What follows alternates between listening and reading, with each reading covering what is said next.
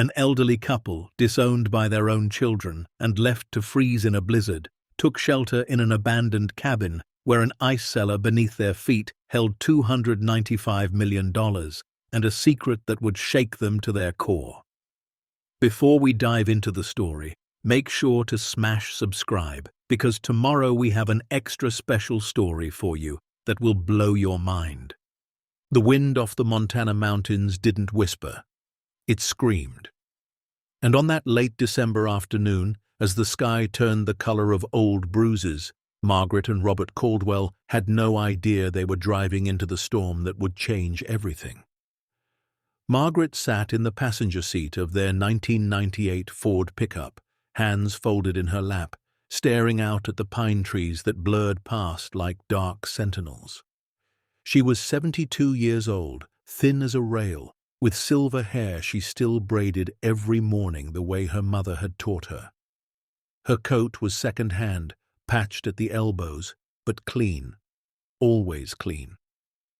Beside her, Robert gripped the steering wheel with calloused hands that had spent 50 years working factory floors, assembly lines, and loading docks. He was 75, his face carved with deep lines that mapped every hard year, every missed meal, every bill paid late, but paid nonetheless. They didn't talk much anymore. Not because they had nothing to say, but because after 48 years of marriage, some silences were more comfortable than words.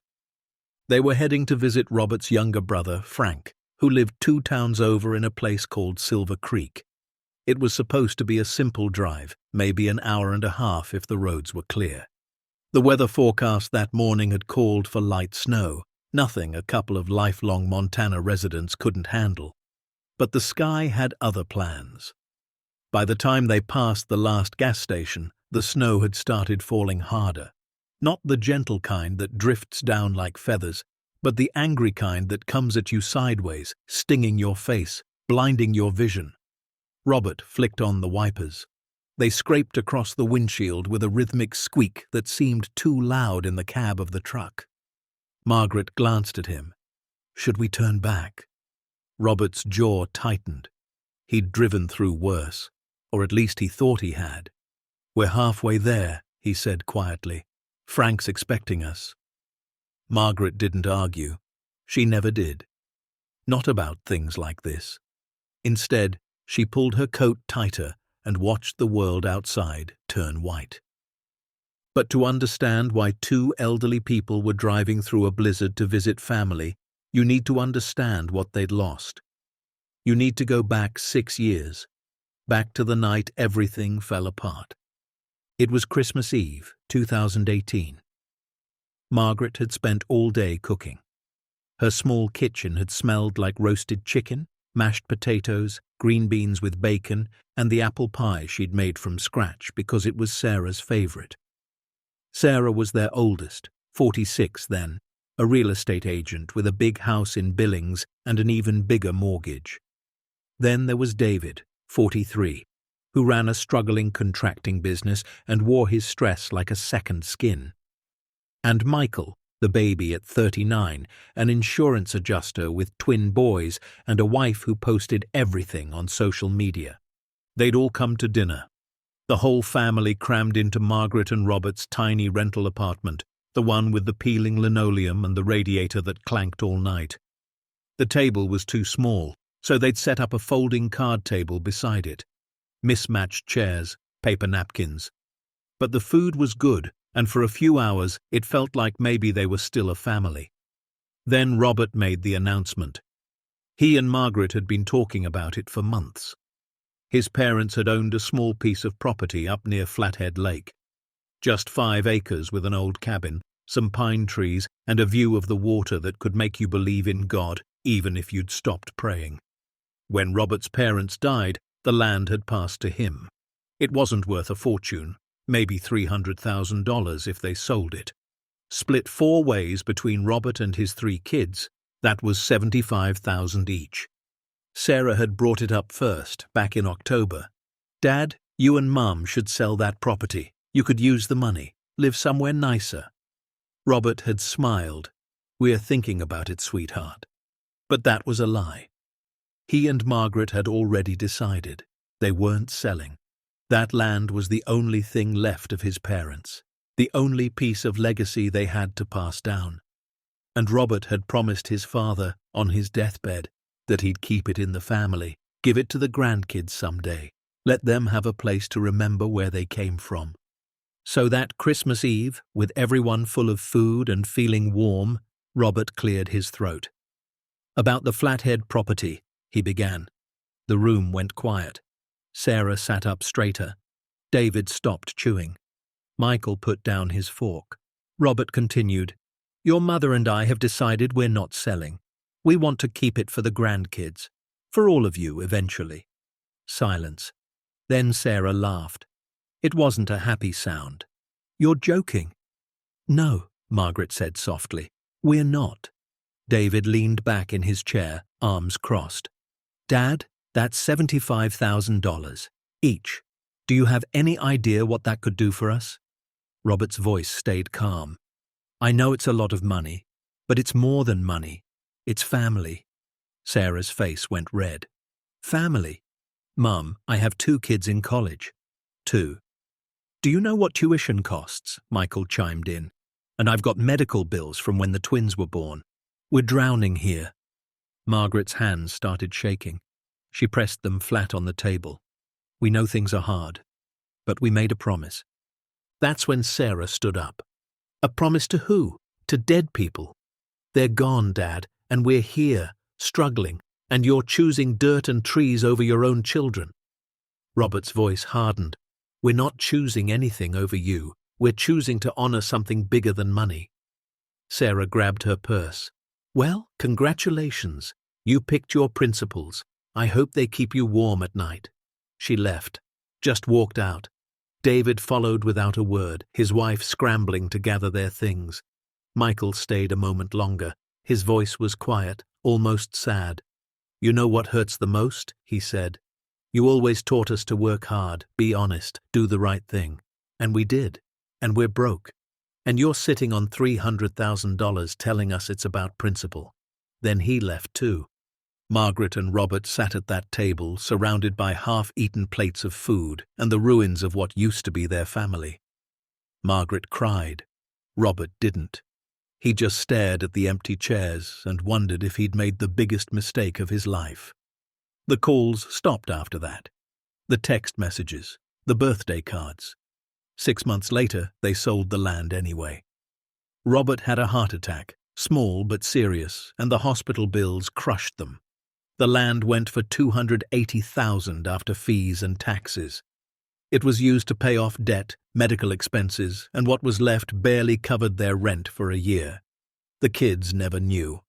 Margaret and Robert were too proud to tell them, and by then it didn't matter. The damage was done. Now, 6 years later, driving through a blizzard to visit Robert's brother because they had nowhere else to go for the holidays, Margaret stared out at the snow and thought about Sarah's words. "I hope your principles keep you warm at night." The truck hit a patch of ice and fishtailed. Robert corrected, hands steady, but his heart was racing. The snow was coming down so hard now they could barely see 10 feet ahead. The road had disappeared under a blanket of white. "This is bad," Margaret whispered. Robert didn't answer because she was right. This wasn't light snow. This was a full blizzard, the kind that buried cars and killed people who weren't careful. He slowed down to 20 miles an hour, then 15. The wipers couldn't keep up. Ice was forming on the windshield. "We need to pull over," Margaret said. "Where?" Robert shot back. "There's nothing out here." And there wasn't. They were on a remote stretch of highway that cut through national forest. No houses, no gas stations, just trees and mountains and endless white. Then the truck started to slide. It wasn't dramatic, no screeching tires or spinning out of control, just a slow, sickening drift to the right as the wheels lost traction. Robert turned into the skid like he'd been taught, but it didn't help. They slid off the road and into a snowbank with a soft crunch that seemed almost polite. The engine sputtered and died. Silence. Just the wind howling outside and the tick of the cooling engine. Margaret's hands were gripping the door handle so hard her knuckles were white. "Are you okay?" Robert asked. She nodded. "You?" He nodded back. But they both knew okay was relative. They were stuck. The truck was buried up to the wheel wells. Robert tried the ignition. It turned over but wouldn't catch. He tried again. Nothing. He looked at Margaret. Her face was pale. "How cold is it?" she asked. Robert checked the dashboard thermometer before it had died. -15. Maybe colder now with the wind. Margaret's breath came out in small clouds. "How long before someone finds us?" Robert pulled out his phone. No signal. Of course there wasn't. They were in the middle of nowhere. He looked out the window.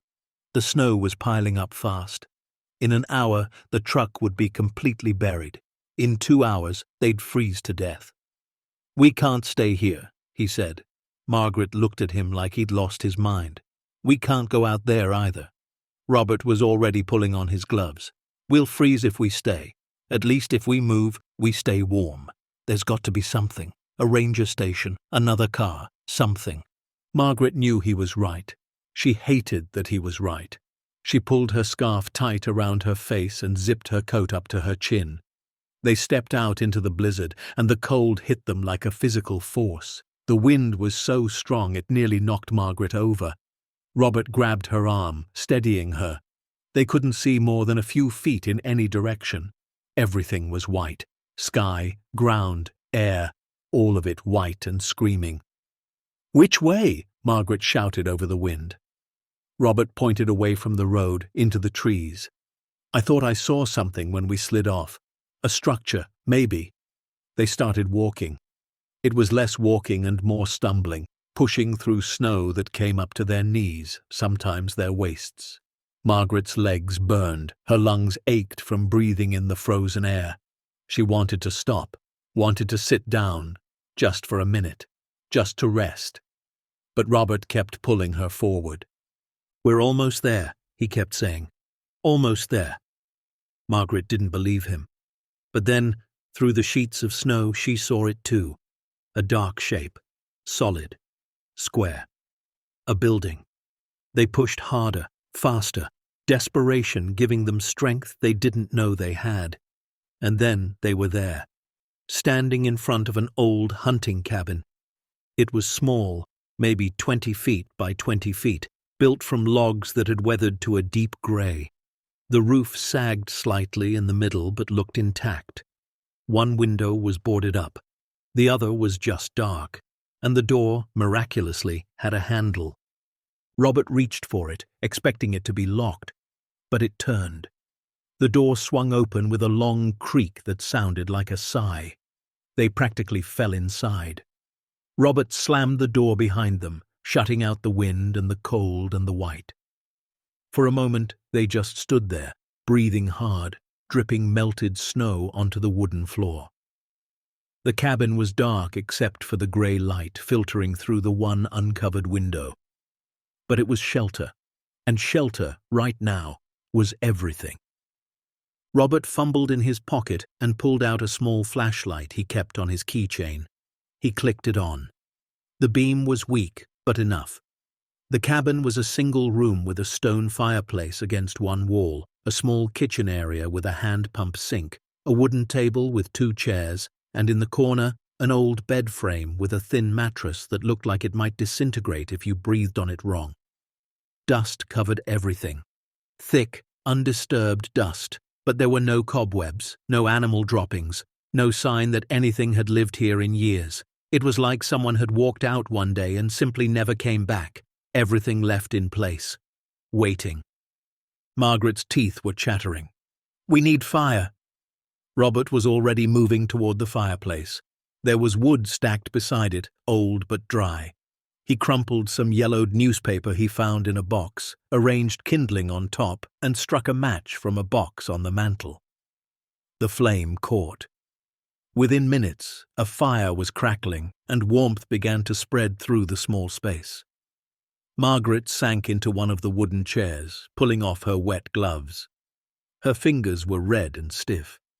She held them toward the fire, wincing as feeling came back in painful tingles. Robert explored the cabin more thoroughly. The kitchen cabinets held canned goods, beans, soup, vegetables. All decades old by the look of the labels, but canned food lasted forever if the seals were good. There was a hand-crank can opener hanging on a nail, a dented pot, some mismatched utensils. In the corner, he found a Coleman lantern with fuel still in it. He lit it, and the cabin brightened. That's when Margaret noticed the photographs. They were on the mantel above the fireplace, frames dusty but glass intact. She stood and moved closer. The first photo showed a family. A man, maybe in his 40s, with thick dark hair and serious eyes. Beside him, a woman with a bright smile and her arm around two children, a boy and a girl, maybe 8 and 10 years old. They were standing in front of this very cabin, the forest green and alive behind them. Summer. Happy. The second photo was just the man, older in this one, grayer, standing beside a pickup truck. He wasn't smiling. The third photo stopped Margaret cold. It was a newspaper clipping, framed. The headline read, "Local banker and wife killed in tragic accident." The date was December 1982, 42 years ago. Robert came to stand beside her. He read the headline over her shoulder. "Who were they?" Margaret whispered. Robert picked up a piece of mail from a small wooden box on the mantel. It was addressed to Thomas Whitfield. Thomas Whitfield, Margaret repeated. This was his cabin. Robert looked around with new eyes, and he left everything behind. They ate soup that night, heated over the fire in the dented pot. It was tomato, and it tasted like metal and salt, but it was warm, and that was all that mattered. Outside, the blizzard raged on. The wind rattled the windows and howled down the chimney. But inside, the fire crackled and the lantern glowed, and for the first time in hours, Margaret and Robert weren't afraid they were going to die. They sat at the small table, shoulders touching, and talked the way they used to before life got hard and children got angry and money got tight. "Do you think about them?" Margaret asked. "Every day," Robert said. "Do you think they think about us?" Robert was quiet for a long time. Then he said, "I hope so. I hope they're happy. But I hope they think about us too." Margaret's eyes filled with tears. "I would give anything to have them back. Even if we were wrong, even if we should have sold that land, I just want my babies back." Robert took her hand. His was rough and warm and strong. "We weren't wrong," he said quietly. "We chose love over money. We chose to honor family over profit. And if they can't see that, if they can't understand that some things matter more than dollars in a bank account, then maybe the problem isn't us." Margaret squeezed his hand, but her heart ached because she knew it wasn't that simple. Principles didn't keep you warm when your children wouldn't speak to you. Honor didn't fill the hole left by missing grandchildren's birthdays. As the night deepened and the fire burned down to embers, they prepared to sleep. There was only the one bed, and the mattress looked questionable, but they'd slept in worse. Robert added more wood to the fire and banked it so it would burn through the night. Margaret found some old blankets in a trunk at the foot of the bed. They smelled like mothballs and thyme, but they were thick and wool and warm. They lay down together, fully clothed, boots off, but everything else on. The blankets piled on top of them. The cabin creaked and settled around them like an old person easing into a chair. For a while, Margaret couldn't sleep. She stared at the ceiling, listening to the storm, thinking about their children, about Sarah's angry face, about David's silent disappointment, about Michael's sad eyes, thinking about the choice they'd made and the price they'd paid. Beside her, Robert's breathing had already deepened into sleep. He'd always been able to do that, fall asleep anywhere, any time. A skill from his army days, he'd told her once. She envied it. She was just starting to drift off when she heard it. A sound. Low, rhythmic. Thump, thump, thump. Her eyes opened. She listened. The wind? Maybe. Old cabins made all kinds of noises, settling wood, expanding and contracting in the cold. She closed her eyes again. Thump, thump, thump. There it was again, not from above, from below. Margaret's heart started to beat faster. She lay very still, listening. The sound was faint but distinct, like something knocking or something moving beneath the floorboards. She told herself it was nothing. Pipes, maybe. Did the cabin have pipes? She didn't know. Or an animal. Something that had burrowed under the cabin for warmth. A raccoon. A fox. She rolled over, pressing closer to Robert's warmth. The sound faded. Or maybe she just stopped hearing it because exhaustion finally pulled her under. Either way, she slept. And below them, beneath the wooden floor, beneath the earth and stone and ice, $295 million waited in the dark. Patient, silent, waiting to be found, waiting to change everything. When morning came, the blizzard was still raging. There would be no rescue today. They were trapped. And they had all the time in the world to explore what Thomas Whitfield had left behind. Morning light filtered through the cabin window like weak tea, grey and watery. Margaret woke to the sound of wind still howling through the pines, the blizzard showing no mercy even after a night of rage. She sat up slowly, every joint protesting. Sleeping on that ancient mattress had been like sleeping on a pile of rocks wrapped in fabric. Robert was already awake, standing at the window, looking out at the wall of white. "Any change?" Margaret asked, her voice rough with sleep. He shook his head. "Worse, if anything. We're not getting out today." Margaret wrapped one of the wool blankets around her shoulders and joined him at the window. The world outside had disappeared. Their truck was completely buried now, just a vague lump in the landscape. The road was invisible. Even the trees closest to the cabin were barely visible through the driving snow. They were utterly, completely alone. Robert turned from the window. "I'll see if I can find more food. Maybe some coffee. God, I'd kill for coffee." Margaret almost smiled. In 48 years of marriage, she'd never known Robert to be violent, but threaten his morning coffee and he might reconsider. She moved to the fireplace and stirred the embers, adding kindling and a few small logs. The fire caught quickly, and warmth began to spread through the cabin again.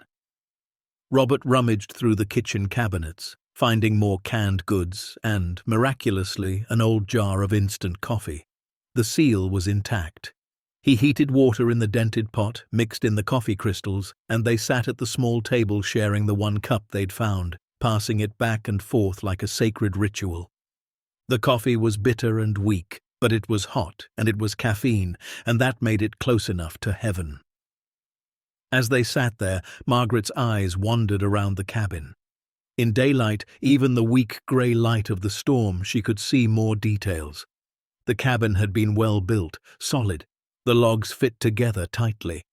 The stone fireplace was expertly crafted. This hadn't been some weekend project. Someone had taken time with this place. Someone had cared. Her gaze fell on a rug in the center of the room. It was a braided rug, the kind people made by hand from strips of old fabric. Circular, faded. She hadn't paid it much attention last night, too cold and too scared to notice much of anything. But now, in the stillness of morning, something about it seemed off. The rug was positioned oddly, not quite centered in the room, and the floorboards around it looked different. Cleaner, less worn. Robert noticed her staring. "What is it?"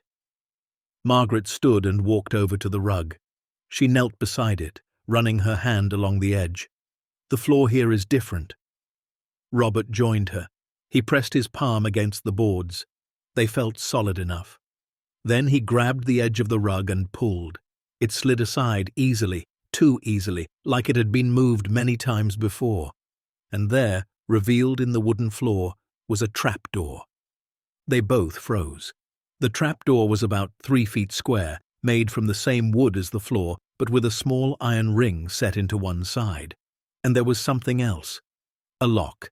A modern padlock, shiny silver, completely out of place in this cabin of dust and memories. "What the hell?" Robert breathed.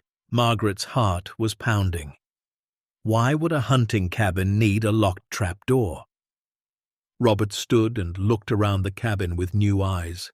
Maybe it's just a root cellar, somewhere to store food, keep it cold. Then why lock it? He had no answer for that.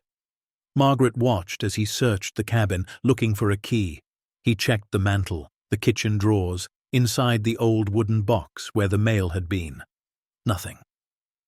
He came back to the trapdoor and examined the lock. It was a heavy-duty padlock, the kind you'd use on a storage unit or a warehouse, not the kind you'd use on a root cellar full of potatoes. "I can break it," Robert said finally. Margaret started to protest, to say they shouldn't, that this wasn't their cabin, that they had no right. But then she stopped. Because what if there was something down there they needed? More food, blankets, medical supplies? They were trapped here with no idea when the storm would break. They had to survive. And besides, a small voice in the back of her mind whispered, "Aren't you curious?"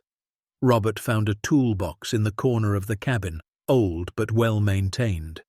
He selected a pry bar and a hammer. He positioned the pry bar against the lock's shackle and began to work it back and forth. The metal groaned in protest. He hit it with the hammer, once, twice. On the third strike, the lock broke apart and clattered to the floor. For a moment, neither of them moved. Then Robert reached down and gripped the iron ring. He pulled. The trapdoor lifted with surprising ease, the hinges well-oiled despite the years, and from below came a rush of air. Cold. So cold it made the cabin's winter chill feel tropical by comparison. Robert shone his flashlight down into the opening. Stone steps led down into darkness. They were steep, narrow, carved into bedrock. This wasn't a simple root cellar dug into the dirt. This was something else, something intentional, something built to last. "I'm going down," Robert said. "We're going down," Margaret corrected. She wasn't about to let him disappear into that hole alone. They descended carefully, one step at a time. The temperature dropped with each step. Their breath came out in thick clouds that hung in the air. The stone walls on either side of them were slick with moisture that had frozen into a thin layer of ice. About 15 steps down, they reached the bottom. Robert swept the flashlight around, and both of them gasped.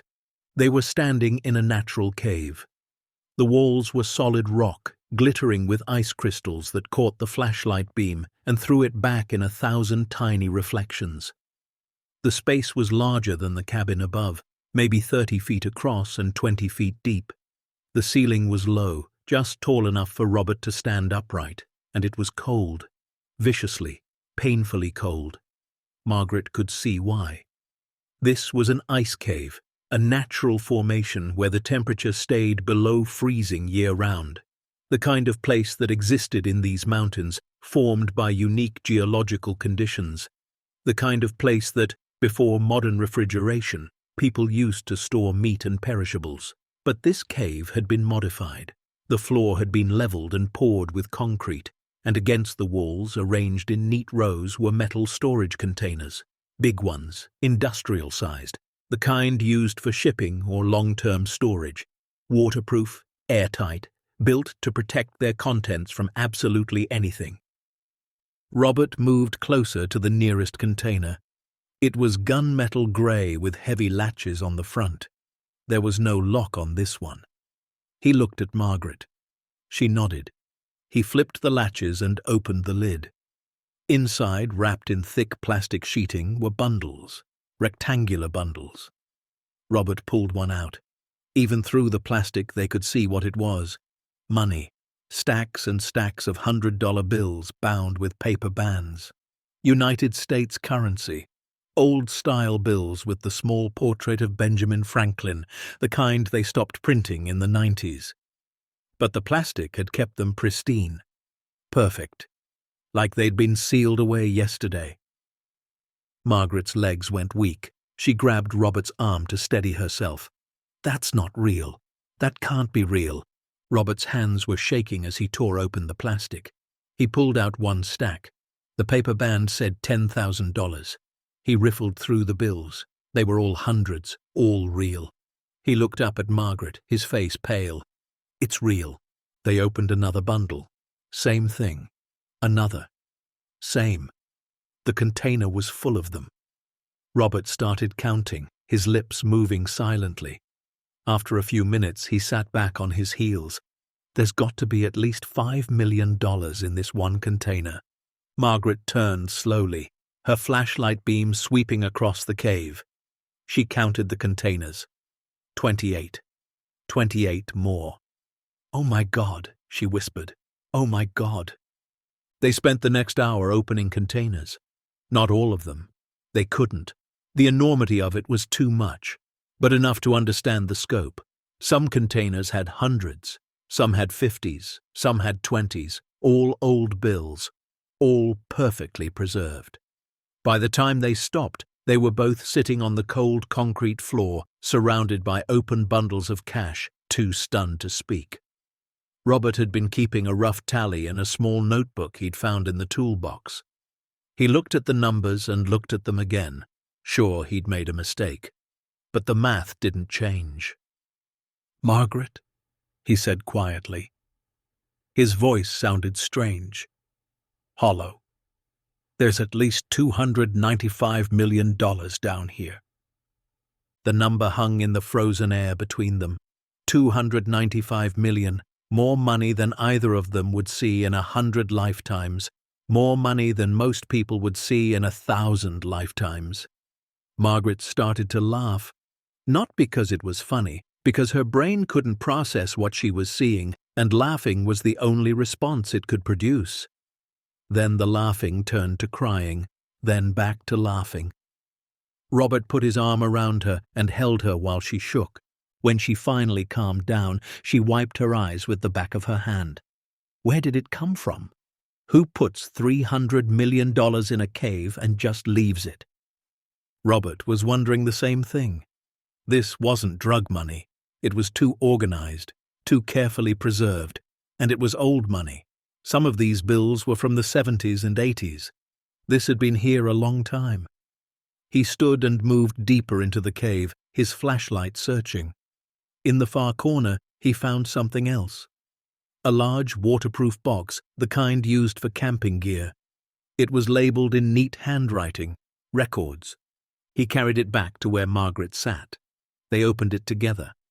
Inside were documents, files, folders, and journals. The top folder was labeled in the same careful handwriting, evidence.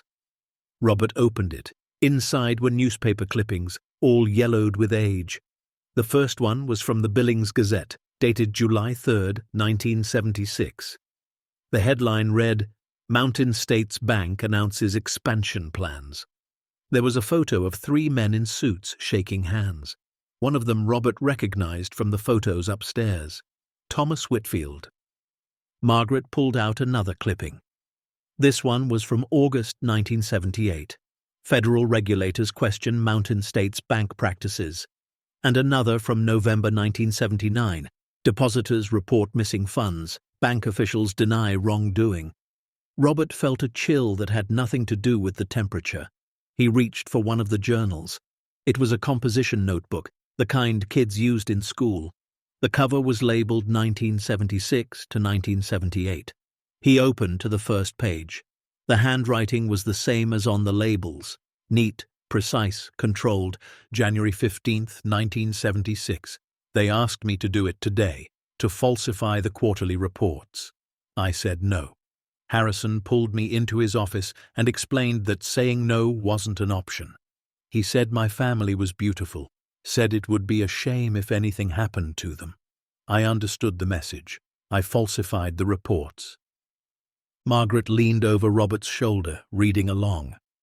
They went through page after page. The journal detailed everything. How Thomas Whitfield, a senior accountant at Mountain States Bank, had discovered that the bank's executives were running a massive embezzlement scheme. They were taking depositors' money, investing it in shell companies they controlled, and pocketing the profits. When investments went bad, they simply cooked the books to hide the losses. Thomas had tried to refuse, had tried to go to the authorities, but they'd threatened his family, shown him photos of his children at school, his wife at the grocery store, made it clear that if he talked, they wouldn't just fire him, they'd kill him, and maybe his family too. So Thomas had played along. But he hadn't been idle. The journals showed his plan. He couldn't go to the authorities without proof. The bank executives were too powerful, too connected. They had regulators in their pocket, judges, politicians. So Thomas had started building evidence, and he'd started taking money, not for himself, but to use as proof. Every time the executives pulled cash out of the scheme, Thomas pulled a little too. Carefully, slowly. Over 6 years. And he hid it, here, in this cave beneath his hunting cabin. Because if he ever got the chance to bring them down, he needed evidence they couldn't destroy. Evidence they couldn't deny. Robert flipped to the last entry in the final journal. It was dated November 28, 1982. They know. I don't know how, but they know what I've been doing. Harrison called me into his office today, didn't say anything directly, just smiled and asked about my wife's health, about the kids, whether they enjoyed their drive to school every morning. I'm out of time. I've made copies of everything. The documents, the transaction records, everything. I'm taking it to the FBI in Helena tomorrow. If you're reading this, if you found this place, then I didn't make it. Please, please finish what I started. The people who lost their money, they deserve justice. Their names are in the back folder. Some of them lost everything: retirement funds, life savings, college funds for their kids. And the men who did this, Harrison, Kelso, Drummond, they got away with it. They're probably still out there, still rich, still free. Don't let them win. Don't let my death be for nothing. The entry ended there. Margaret turned to the newspaper clippings again. Found the one from December 1982, the headline that had been framed upstairs: "Local banker and wife killed in tragic accident." She read the article. Thomas Whitfield and his wife, Anne, had died when their car went off a mountain road during a snowstorm. Authorities ruled it an accident. No witnesses, no evidence of foul play. The car had simply slid off the road and tumbled 300 feet down a ravine. Both died instantly. They left behind 2 children, Emily, age 12, and Jacob, age 9. Margaret's hands were shaking so hard she could barely hold the paper. They killed him. They murdered him and his wife and made it look like an accident.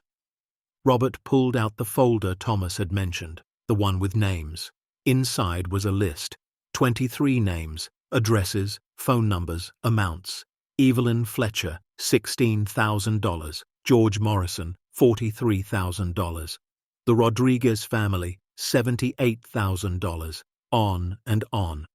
Families who had trusted Mountain States Bank with their money, who had lost everything when the fraud collapsed and the bank went under. And beside each name, Thomas had written notes. Evelyn lost her husband's pension, can't afford her medication now. George's business failed, declared bankruptcy in '81. Rodriguez family lost their house. Kids had to drop out of college. These weren't just numbers. They were lives destroyed. Margaret looked at Robert. The money. It's not just evidence. It's theirs. It belongs to these people. Robert nodded slowly. He was starting to understand. Thomas hadn't just hidden money. He'd hidden restitution. Stolen money that should have gone back to the victims. But then he died before he could return it, before he could expose the fraud, before he could make anything right. And for 42 years it had sat here in the dark, waiting. What happens next will test everything Margaret and Robert believe about right and wrong, family and legacy. The choice they make in this frozen cabin will change more than just their lives. Stay tuned. If you're enjoying this story, please like, share, and subscribe for more incredible true stories. Margaret and Robert climbed back up into the cabin. The warmth from the fireplace felt almost shocking after the brutal cold of the ice cave. They closed the trapdoor and sat at the small table, not speaking. The bundles of money they'd brought up sat between them, $100 bills wrapped in plastic. More money than they'd ever seen, more money than they'd ever imagined seeing. Finally, Margaret broke the silence. "What do we do?" Robert rubbed his face with both hands. "I don't know. We can't just leave it there." "No," he agreed. "We can't, but we can't keep it either." Robert looked at her. "Can't we?" She stared at him. "You can't be serious." He stood and paced the small cabin. "Margaret, we're broke. We're old. We're living month to month on Social Security that barely covers rent and food. We have no savings, no retirement. If one of us gets sick again, we're finished. This money could change everything." "It's not ours," Margaret said firmly. "It's not anyone's," Robert shot back. "Thomas is dead. His wife is dead. The bank collapsed 40 years ago. The men who stole it are probably dead too, or too old to prosecute. Who exactly are we supposed to give it to? The victims. The people on that list." Robert pulled out the folder and opened it. "These addresses are from the 80s. These people have probably moved. Some of them are probably dead. How are we supposed to find them?" "We figure it out," Margaret said. "We have to try." Robert sat down heavily. "Do you know what we could do with even a fraction of this money? We could buy a house. A real house. Not rent. Own. We could travel, see the ocean. You've always wanted to see the ocean. We could help people, donate to charity, do good with it. By stealing it?" Margaret's voice rose. "By taking money that was stolen from families who lost everything? Robert, listen to yourself. We didn't raise our children to value money over principles. We gave up a relationship with them because we chose to honor a promise over profit. And now you want to throw that all away." Robert's face flushed. "That promise cost us our family. That stupid piece of land we wouldn't sell. It didn't save anything. It didn't preserve anything. We sold it anyway and got nothing. And our kids still hate us. So forgive me for thinking maybe principles don't pay the bills." Margaret felt like she'd been slapped. Robert had never spoken to her like this. Not in 48 years. She stood, her voice cold. "Our kids don't hate us because of the land. They hate us because they couldn't see past the money to understand what we were trying to teach them. That some things matter more than dollars. That family means more than profit. And if we take this money, if we become exactly what they accused us of being, then we prove them right." Robert looked away. He knew she was right. He hated that she was right. But God, he was so tired. Tired of scraping by. Tired of patching the same old coat because he couldn't afford a new one. Tired of watching Margaret count pennies at the grocery store. Tired of being old and poor and forgotten. "What about our children?" he asked quietly. "What if we used the money to help them? Sarah's drowning in debt. David's business failed. Michael's grandson needs special therapy they can't afford. We could change their lives." Margaret sat back down. Her voice was gentler now. "And what would we tell them? That we found $300 million and decided to keep it? That the principles we disowned them over don't actually matter when there's enough money involved?" Robert slumped in his chair. "So what then? We just leave it here?" "No," Margaret said. "We do what Thomas wanted us to do. We finish what he started." "How?" Robert's voice was almost pleading. "We're two old people trapped in a cabin in a blizzard. We don't have lawyers. We don't have connections. We barely have money for gas to get home. How are we supposed to take on something this big?" "I don't know," Margaret admitted. "But we start by doing the right thing. And the right thing is to not steal from people who've already been stolen from." They sat in silence as the wind rattled the windows. Outside, the storm continued its assault. Inside, the choice hung between them, heavy, consequential, the kind of choice that would define everything that came after. Robert looked at the money on the table, then at the photographs on the mantel. Thomas Whitfield staring back at him with those serious eyes. A man who'd tried to do the right thing and died for it.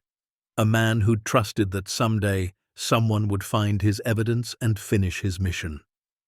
Robert reached across the table and took Margaret's hand. "You're right," he said quietly.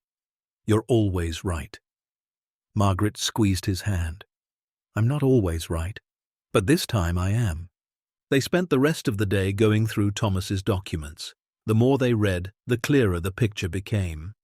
Mountain States Bank had collapsed in 1983, just months after Thomas died.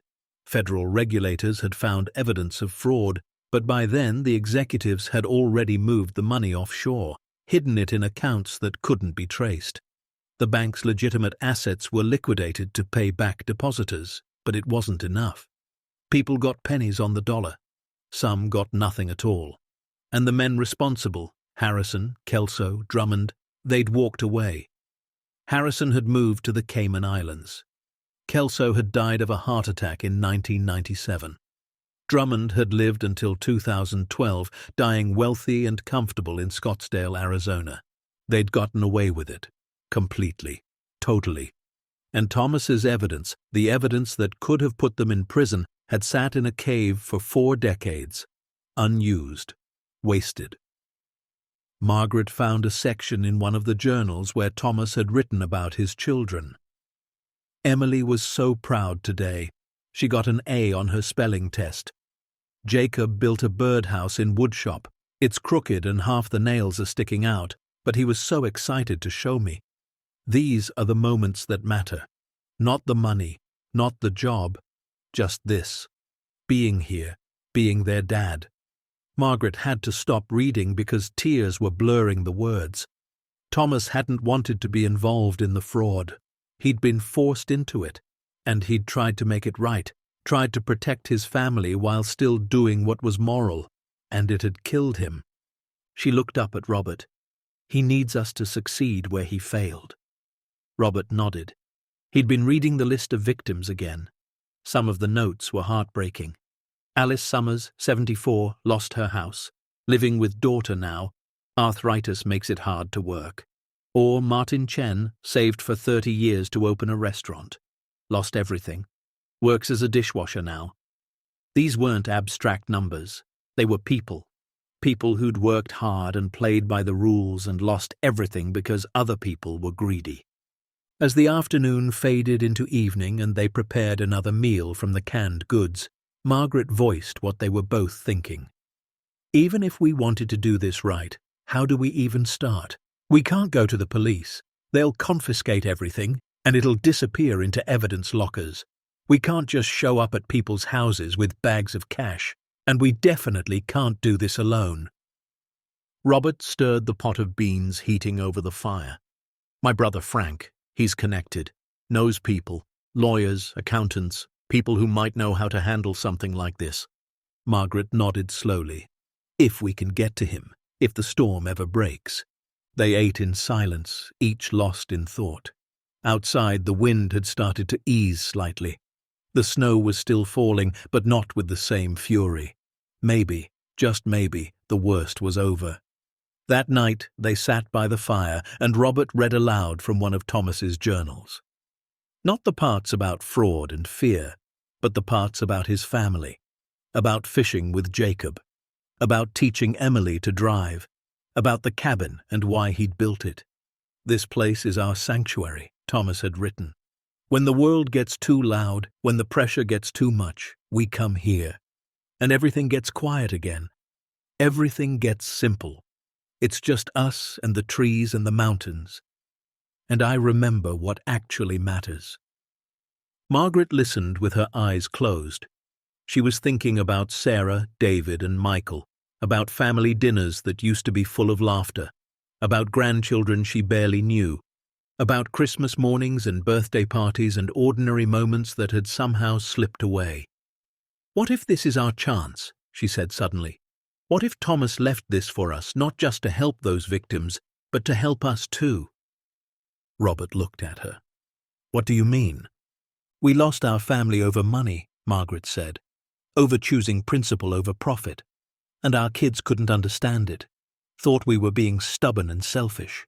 But what if we could show them what it really means? What if we could prove that doing the right thing, even when it's hard, even when you could get rich by doing the wrong thing, that it matters? Robert considered this. You want to tell them? Eventually, Margaret said, once we figure out how to do this right, once we've helped the victims, then we tell them. And maybe, just maybe, they'll understand what we were trying to teach them all along. That integrity isn't just a word. It's a choice you make every single day. They fell asleep that night with a sense of purpose they hadn't felt in years. The money was still in the cave below them. The storm was still raging outside. They were still trapped. But something had shifted. They weren't just two old people waiting to be rescued anymore. They were two people with a mission, with a legacy to fulfill. Not their own legacy, Thomas Whitfield's. But in fulfilling his, maybe they'd reclaim their own. When Margaret woke in the deep hours of night, the cabin was quiet except for Robert's soft snoring beside her. She lay there thinking about the choice they'd made, about the money they were walking away from. $300 million. They could have kept just $1 million. Just one. No one would have known. They could have changed their lives completely. But Margaret knew that if they'd taken even $1, it would have changed them in ways they couldn't come back from. It would have made them into exactly what their children had accused them of being.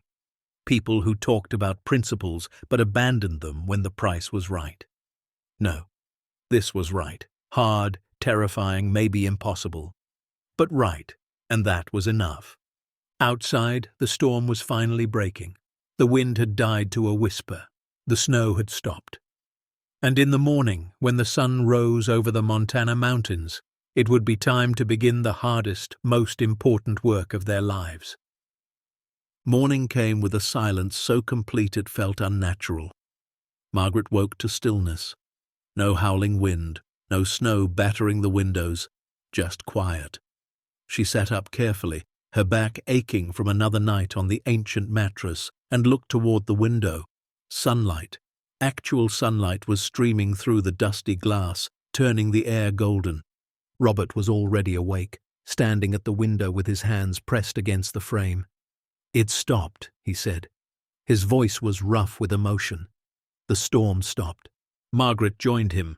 Outside, the world had been transformed into something from a fairy tale. Everything was white. The trees bowed under the weight of snow.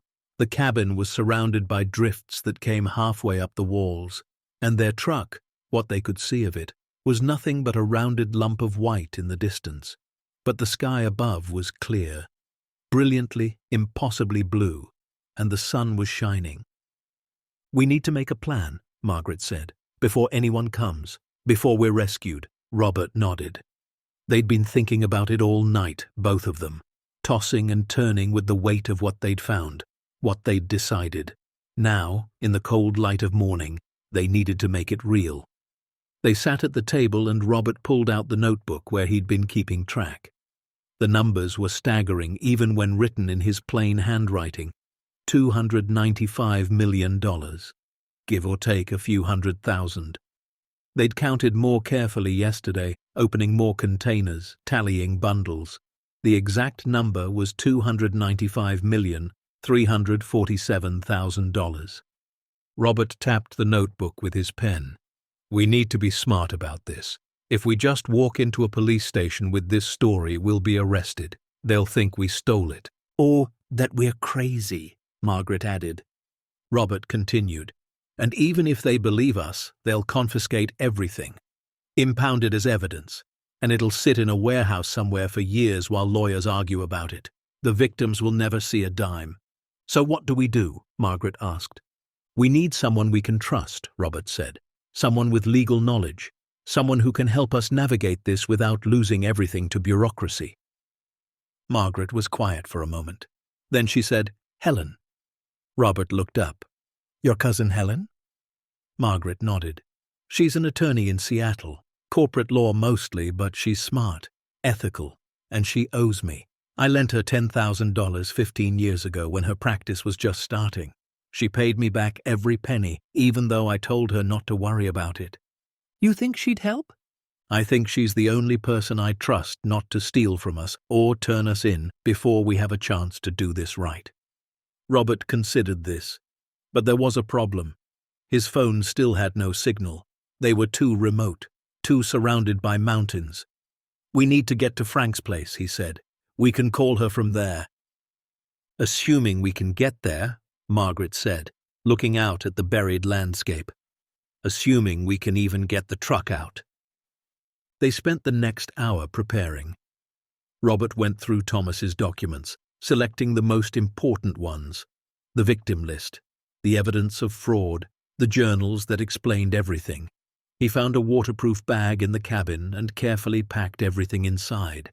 The money they left in the cave, all of it except for $5,000 that Robert tucked into his jacket. Just in case, he said.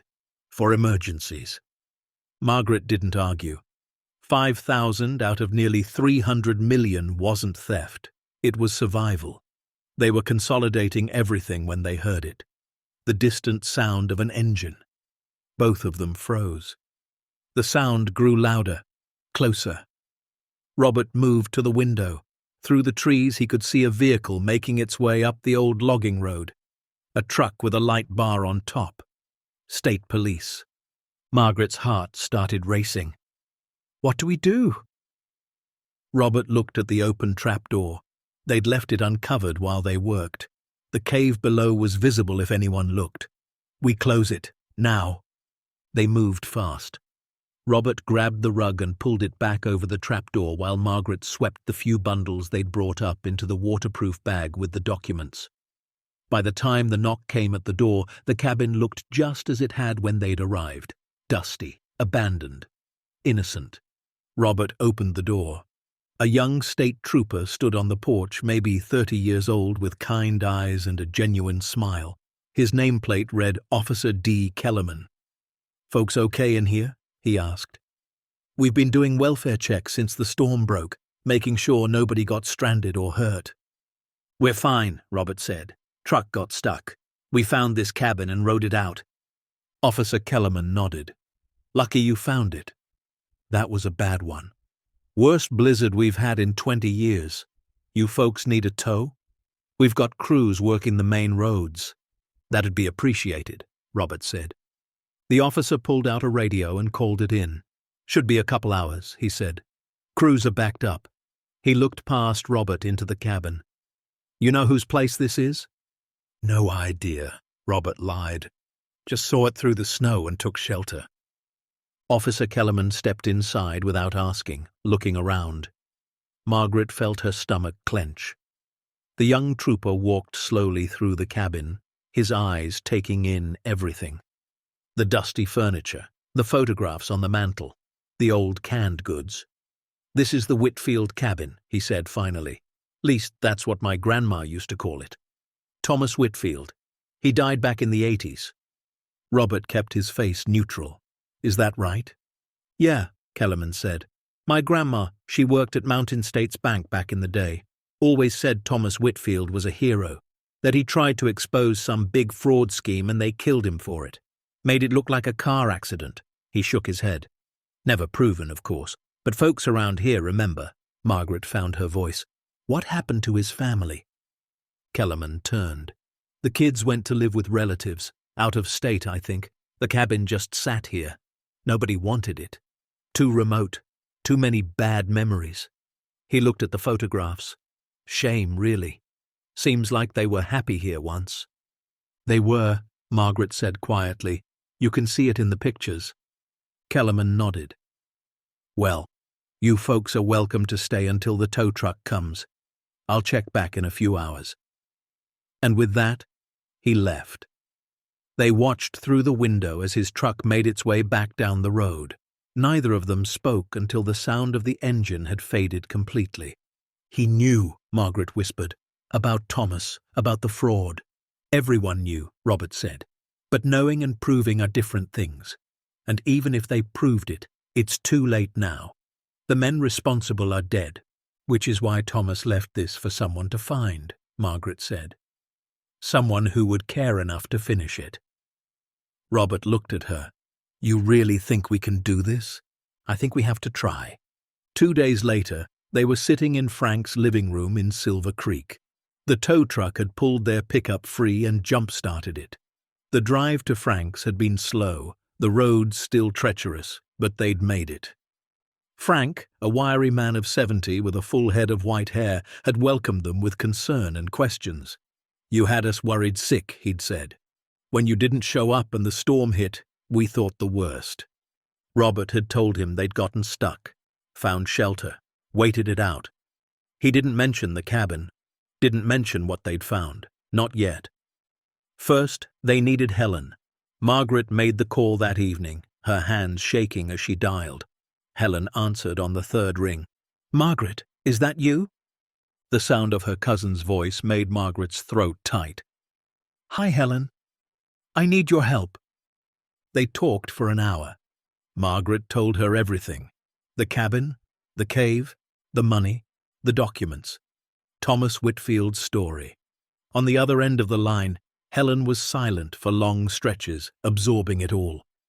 When Margaret finished, there was a pause that felt like it lasted forever. Finally, Helen spoke.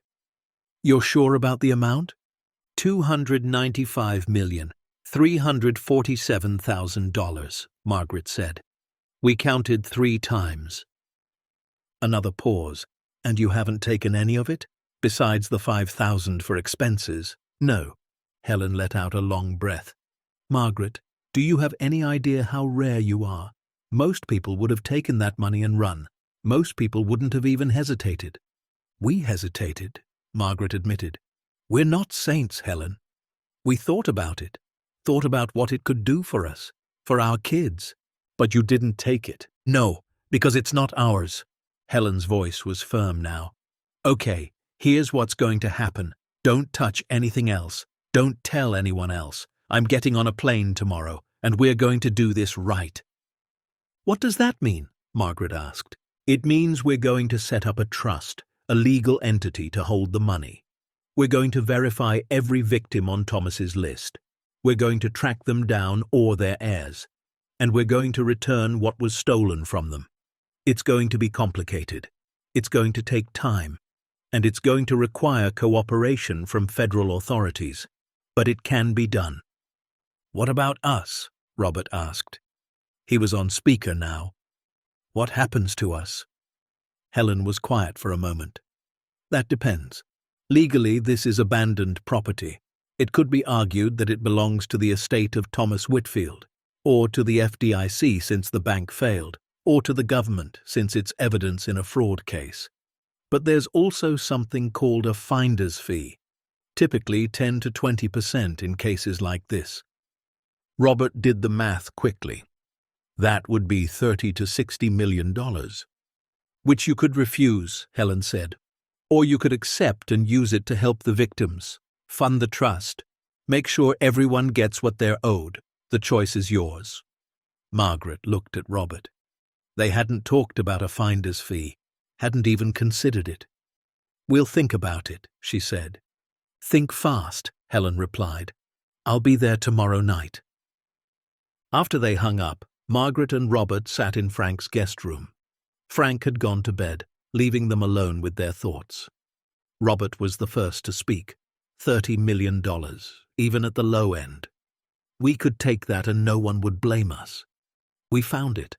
We're doing the right thing by returning it. We'd be entitled. Entitled, Margaret repeated.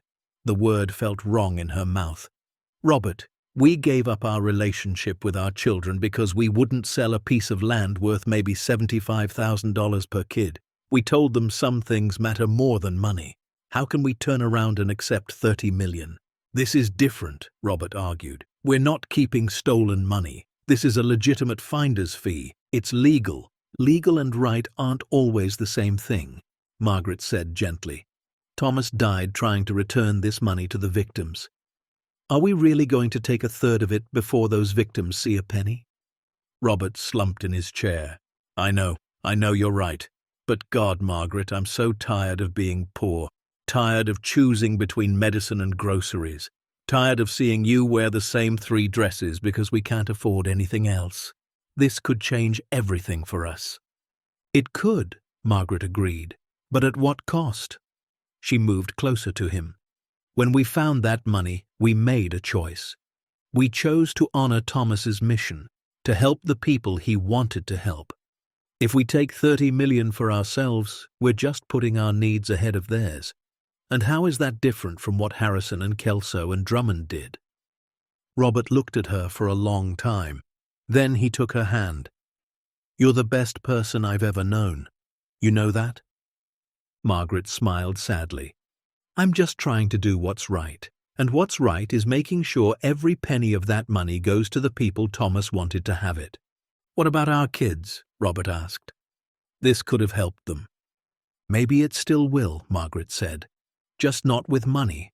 Maybe when they see what we did, when they understand that we really meant what we said about principles mattering more than profit, maybe that will help them. Maybe they'll finally understand." Robert pulled her close. "I hope you're right. They didn't sleep much that night."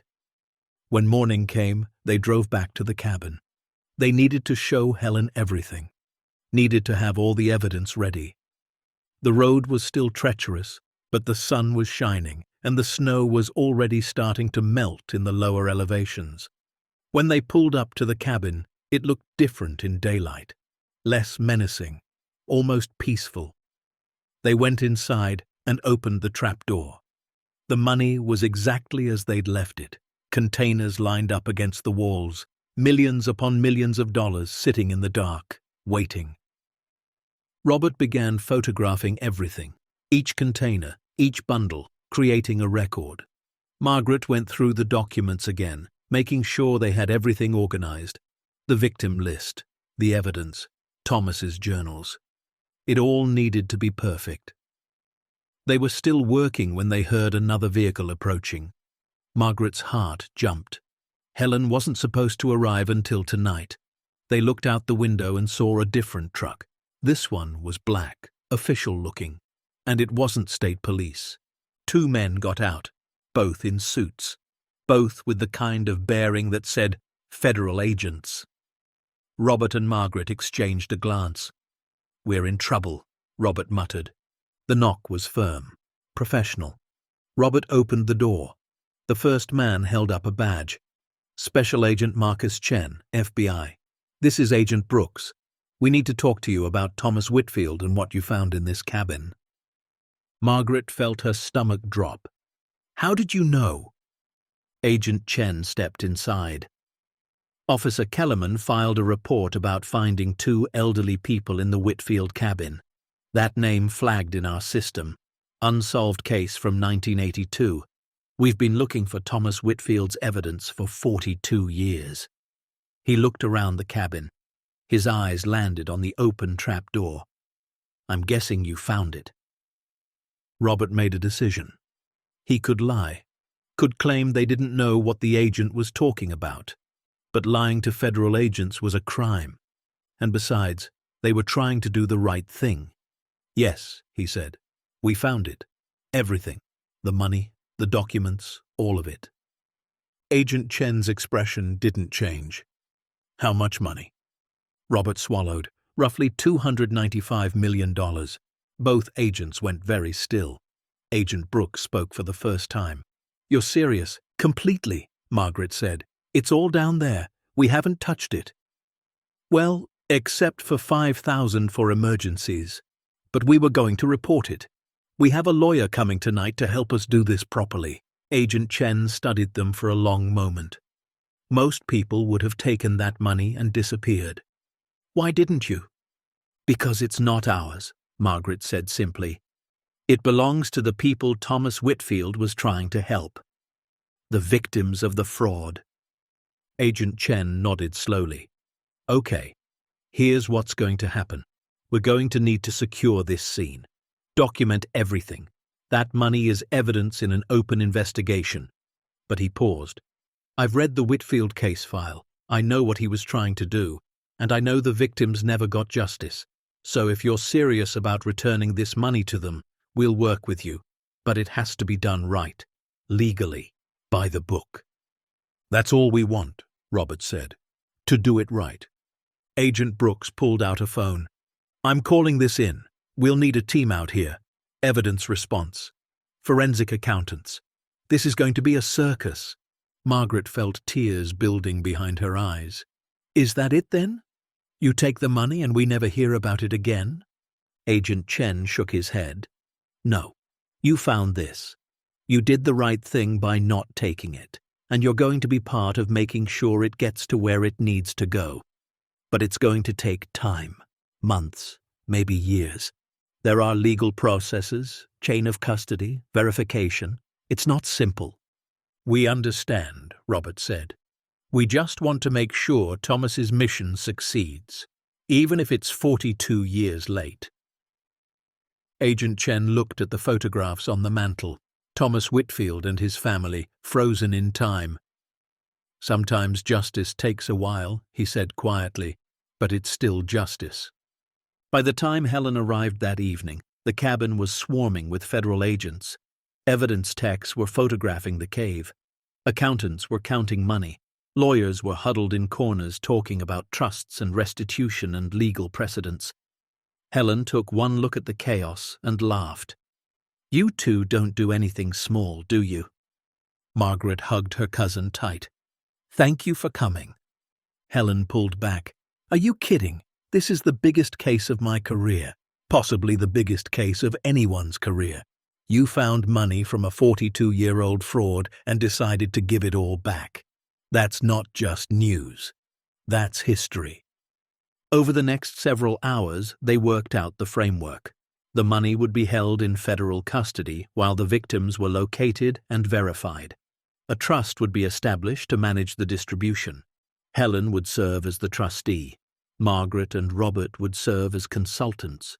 Every victim on Thomas's list would be tracked down, and if they died, their heirs would receive the money. It would take time. There would be legal battles.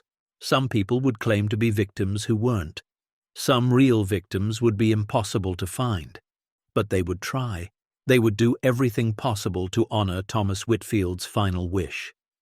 What about a finder's fee? Agent Chen asked. You're entitled to one. Margaret didn't hesitate. We don't want it. Every dollar should go to the victims. Agent Chen raised his eyebrows. That's approximately $30 million you're refusing. We know, Robert said. But taking it would defeat the purpose of everything we're trying to do. The agent nodded slowly. I'll make sure that's documented, that you voluntarily refused compensation. As the sun set over the Montana mountains, Margaret and Robert stood outside the cabin. The chaos continued inside, but out here it was quiet, peaceful. Robert put his arm around Margaret. We did it, he said. We actually did it. We haven't done anything yet, Margaret replied. This is just the beginning. He smiled. The hardest part, you mean? No, she said. The hardest part was choosing to do the right thing when we could have done the easy thing. Everything else is just details. They stood there watching the last light fade from the sky. Somewhere in the darkness, their children were going about their lives, unaware that their parents had just made a choice that would define the rest of their story. Unaware that redemption sometimes comes in the strangest packages. Unaware that two elderly people they'd disowned had just proven that principles aren't just words. They're choices. Hard choices, costly choices, but choices that matter. Tomorrow, the real work would begin, finding victims, returning money, facing cameras and questions and scrutiny. But tonight, in the quiet of the Montana wilderness, Margaret and Robert Caldwell were at peace. Because for the first time in 6 years, they weren't just surviving. They were living with purpose. And that, they both knew, was worth more than all the money in that frozen cave below. The story broke on a Tuesday morning in March. Margaret and Robert had been preparing for it, but nothing could have truly prepared them for seeing their faces on national television. They were sitting in Helen's Seattle office when the news alert went off on every phone in the room. CNN, MSNBC, Fox News, all running the same headline. Elderly couple discovers $300 million, chooses to return it all. Helen turned up the volume on the television. A polished news anchor was speaking, her expression a mixture of disbelief and admiration. In what many are calling the most remarkable act of integrity in modern American history, two Montana seniors have discovered nearly $300 million in cash, hidden for over 4 decades, and have voluntarily chosen to return every penny to the original victims of a massive fraud scheme. The screen showed a photograph of Margaret and Robert standing outside the cabin. They looked small, ordinary, like anyone's grandparents, which of course they were. Margaret felt her hands start to shake. Robert reached over and held them steady. On the screen, Special Agent Chen was giving a press conference. Behind him, a massive display showed stacks of money being counted by federal agents. "This is possibly the largest cash recovery in FBI history," Chen was saying. "But what makes it truly extraordinary is that the individuals who found this money, Robert and Margaret Caldwell, refused any compensation. They wanted every dollar to go to the victims who suffered in the original 1970s and 80s fraud scheme." The camera switched to an interview clip they'd filmed the day before. Margaret's face filled the screen, and she barely recognized herself. "When did you realize you were going to return the money?" the interviewer had asked. Margaret's voice on the recording was steady. "The moment we read Thomas Whitfield's journals and saw the list of people who'd lost everything. This was never our money. It was theirs, and our job was to make sure they got it back." Helen muted the television as it cut to commercial. "You know your lives are about to change completely, right?" she said. "This isn't going to be a one-day story. This is going to follow you forever." Margaret nodded. She'd known it the moment they'd decided to go public. But what choice did we have? We couldn't do this quietly. We needed the publicity to find the victims. "And you'll find them," Helen assured her. "I guarantee within 48 hours we'll have hundreds of people claiming to be on Thomas's list. The hard part will be verifying the real ones." Helen was right. By that evening, the phone lines Helen had set up were flooded. Some calls were legitimate, tearful people who remembered losing everything to Mountain States Bank. Others were obviously fraudulent, people who saw an opportunity and thought they'd take a chance, but Helen had a team of investigators ready. They would verify every claim against Thomas's original list and the bank records they'd recovered. It would take time, but they would find the real victims. Margaret and Robert returned to Montana 3 days later. They'd been staying in a hotel in Seattle, doing interviews, meeting with federal prosecutors, signing documents. But they needed to go home, needed to see something familiar. When they pulled up to their tiny rental apartment, there were news vans parked outside. Reporters surged forward as they stepped out of Frank's truck. "Mr. Caldwell, how does it feel to give away $300 million? Miss Caldwell, do you regret your decision?" Robert and Margaret didn't answer. They just walked inside and closed the door. The questions continued, muffled through the walls, for another hour before the reporters finally gave up and left. That night, Margaret sat at their small kitchen table, the same table where they'd eaten dinner alone for 6 years, the same table that used to be crowded with children and grandchildren on holidays. She was looking at her phone, scrolling through the hundreds of messages that had come in. Most were from strangers, words of encouragement. "Thank you for reminding us that good people still exist. You're heroes. God bless you." But there were 3 messages that made her heart stop. 3 text messages that had come in within minutes of each other earlier that day. The first was from Sarah. "Mum? Dad? I saw you on the news. Please call me." The second from David. "I can't believe what you did. I need to talk to you." And the third from Michael. "I'm so sorry for everything. Can we please talk?" Margaret's hands were shaking so hard she could barely hold the phone. Robert came into the kitchen and saw her face. "What is it?" She couldn't speak, just handed him the phone. Robert read the messages and sank into the chair beside her, his eyes filled with tears. 6 years, 6 years of silence. And all it took was us doing exactly what we said mattered most. Margaret found her voice. "What do we do?" Robert wiped his eyes. "We call them back." Sarah answered on the first ring. "Mom?" Her voice was thick with emotion. "I'm here, sweetheart," Margaret said.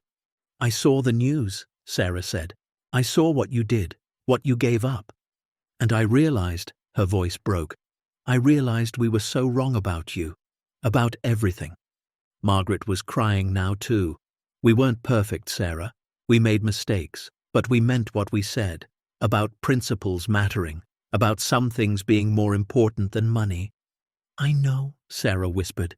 "I see that now. I'm so sorry we couldn't see it then."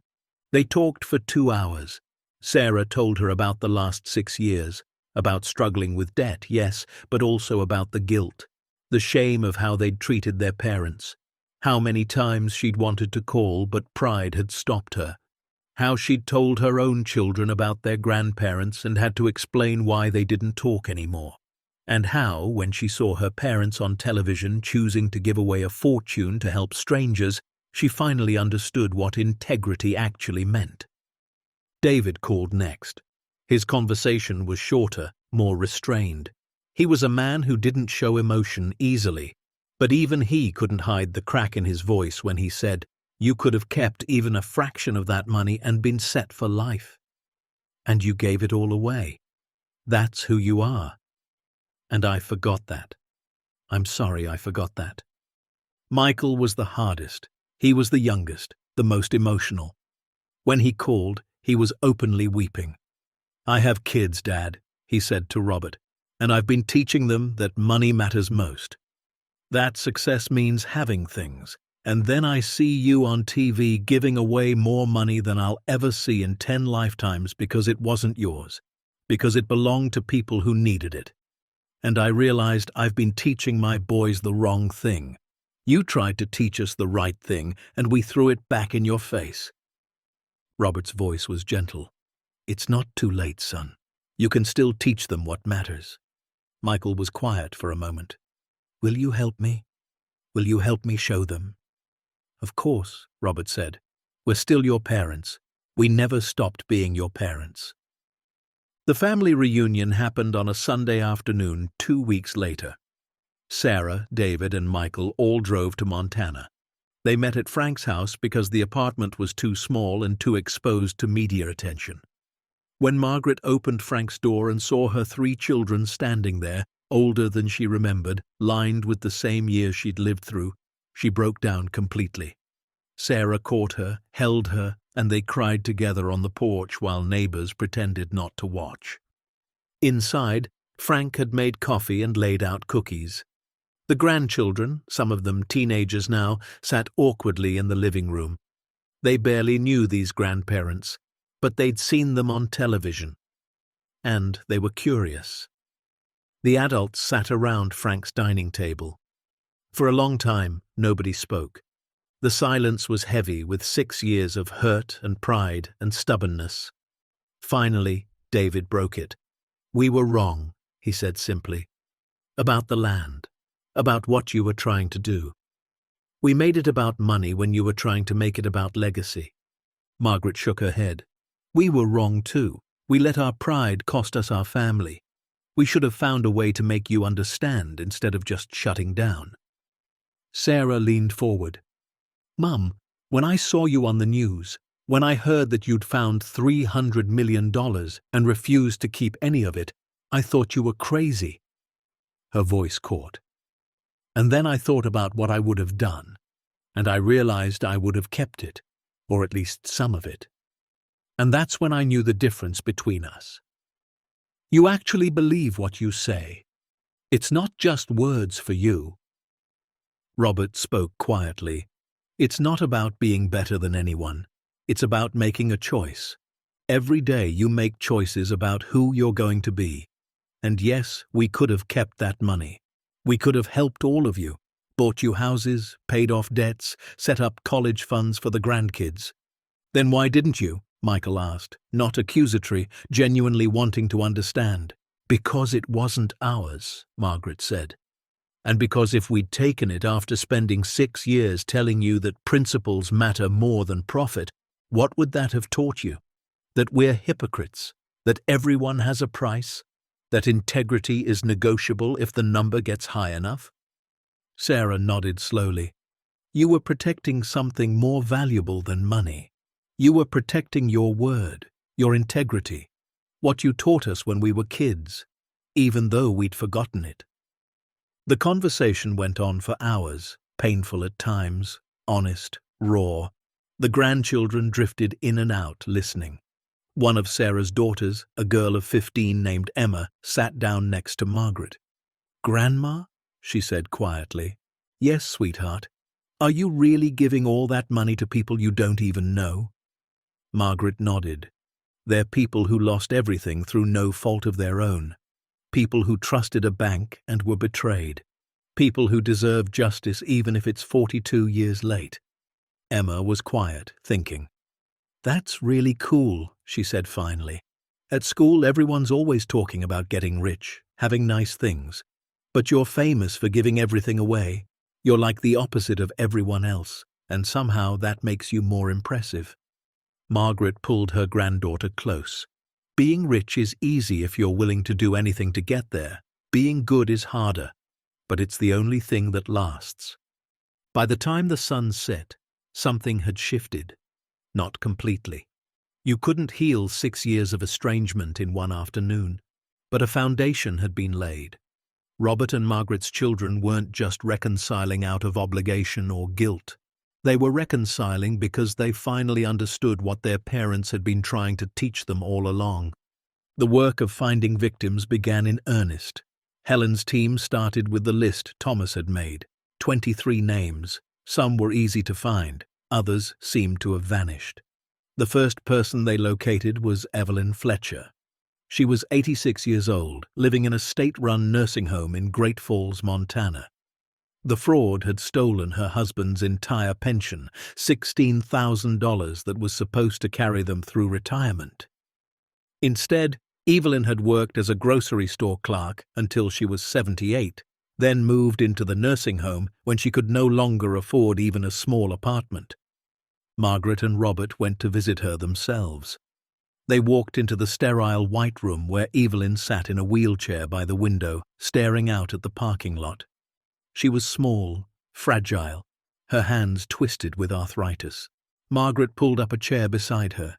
"Miss Fletcher, I'm Margaret Caldwell. This is my husband Robert. We need to talk to you about Mountain States Bank." Evelyn turned slowly. Her eyes were clouded with cataracts but sharp with memory. That was a long time ago. 50 years, Robert said gently. "But we found something that belonged to you, and we want to give it back." They explained everything. The cabin, the cave, Thomas Whitfield's evidence, the money he'd hidden. Evelyn listened without speaking, her face unreadable. When they finished, she was quiet for so long they thought maybe she hadn't understood. Then she said, "Thomas was a good man. He tried to help us. They killed him for it." "Yes, ma'am," Margaret said. "But he left evidence and instructions, and your name was on his list. The fraud took $16,000 from you. We're here to return it, plus interest." Evelyn's eyes widened. "Interest?" Robert nodded. "Calculated at standard rates over 42 years, your $16,000 has become approximately $47,000. They'd worked it out with Helen and the FBI. Every victim would receive their original loss plus interest. It was only fair." Evelyn started to cry, silent tears running down her weathered cheeks. "I can't believe it," she whispered. "After all these years, I thought God had forgotten." Margaret took her hand. He didn't forget. And neither did Thomas Whitfield. That afternoon, Evelyn Fletcher received a check for $47,200. It wouldn't make her young again, wouldn't give her back the years she'd spent working when she should have been retired, but it was justice, late, imperfect, but real. Word spread quickly after that. The victims, now mostly elderly themselves, began to come forward. George Morrison, who'd lost his small business. The Rodriguez family, whose children had to drop out of college. Alice Summers, who'd lost her house. One by one, they were found. One by one, they received what they were owed. Some cried, some didn't believe it at first. Some had died, and their children or grandchildren received the money instead. One case stood out to Margaret. A woman named Patricia Chen had been on Thomas's list. She'd lost $32,000, her entire life savings. The fraud had destroyed her dream of opening a restaurant. According to Thomas's notes, she'd ended up working as a dishwasher at the very type of establishment she'd hoped to own. Patricia had died in 2019, penniless and alone. But she had a son. Martin Chen, now 61 years old, still lived in Montana, still worked in restaurants, still carried the bitterness of watching his mother's dreams die. When Helen's team contacted Martin, he was suspicious. Scams targeting elderly people and their families were common. He almost hung up, but something in the investigator's voice made him listen. They told him about Thomas Whitfield, about the money, about his mother's name on the list. Martin drove 8 hours to meet Margaret and Robert in person. He needed to look them in the eyes, needed to know this was real. They met at a diner in Billings. Martin was a tall man with grey streaking his dark hair and his mother's eyes. He sat across from Margaret and Robert, arms crossed, defensive. "My mother died believing the world was cruel and unfair," he said. "She worked herself to death for nothing. And now you're telling me there was money all along? Money that could have saved her?" Margaret felt the weight of his pain. She chose her words carefully. "Your mother's money was stolen by evil men. Thomas Whitfield tried to get it back to her. He died trying. The money sat hidden for 42 years. We found it by accident, and we're trying to finish what Thomas started. We can't give your mother back her dreams, but we can give you what she was owed." Martin's eyes filled with tears. "How much?" Robert slid a folder across the table. $32,000, plus interest over 42 years, comes to $94,800. Martin stared at the number. His hands were shaking. "My mum, she worked as a dishwasher for 37 years. Came home every night with her hands cracked and bleeding. And this money was out there the whole time?" Margaret nodded, her own eyes wet. "I'm so sorry, so deeply sorry. If Thomas had lived, if he'd been able to expose the fraud when he wanted to, your mother would have gotten this decades ago. But evil men silenced him. And your mother paid the price." Martin broke down then, sobbed right there in the diner booth. Margaret moved to his side of the table and held him like he was one of her own children. Robert sat quietly, giving them space. When Martin finally composed himself, he looked at them both. "Why are you doing this? You found $300 million. You could have kept it, could have disappeared. No one would have known." Robert's voice was firm. "We would have known. And we would have become exactly what we've spent our whole lives teaching our children not to be. People who value money more than integrity." Martin wiped his eyes. "My mother would have liked you. She always said there were still good people in the world, even after everything, even when she had every reason to stop believing. She still said it." Margaret squeezed his hand, and she was right. Martin used part of the money to open a small restaurant in his mother's name, Patricia's Place. He hung her photo behind the counter, and under it a plaque, for the woman who never gave up on her dream, and for Thomas Whitfield, who never gave up on justice. Margaret and Robert attended the opening. The whole family came. It was the first time many of the victims had met each other. Evelyn was there in her wheelchair. George Morrison came with his grandson. The Rodriguez family brought 3 generations. They shared stories, cried together, laughed together, and celebrated not just Patricia's restaurant, but the proof that sometimes, against all odds, justice actually wins. Helen's team worked 12-hour days, verifying claims, calculating interest, cutting checks. It was exhausting, complicated, beautiful work. But they couldn't find everyone. Some people had moved and left no trail. Some had died without heirs. Some had changed their names or simply disappeared into the vast American landscape. By late summer, they'd distributed just over $220 million to verified victims.